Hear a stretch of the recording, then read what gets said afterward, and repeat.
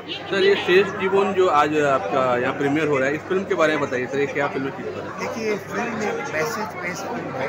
इसमें मैसेज ये है कि जीवन में हर क्षण हर दिन आप मीनिंगफुली जिए, ताकि आप जब जाने का वक्त आए तो आपको ऐसा न लगे कि आपने जिया है और आपने कोई कसर नहीं छोड़ी। ये एक मैसेज है, मैसेज सर ये फिल्म क्या आप देश भर में रिलीज होने वाली है ऐसा, या फिर ये कोलकाता, ये सिर्फ क्या बंगाल में रिलीज हो रही है या फिर बंगाल के बाहर जहाँ बंगाली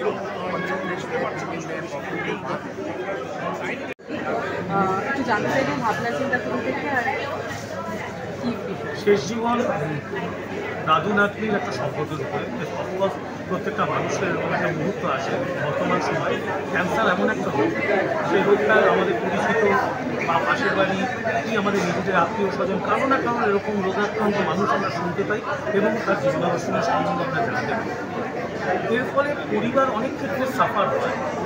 এই কবিতার মাধ্যমে এরকম যদি কোনো টার্মিনাল ডিজিজ কারো হয় তাহলে পরিবারের খুবই করণীয় দরকার। কী করলে পেশেন্ট এবং পরিবার দুটোই স্বচ্ছল জীবনযাত্রা চলতে পারবে, সেটাই এই ছবিটার মধ্যে। আচ্ছা এই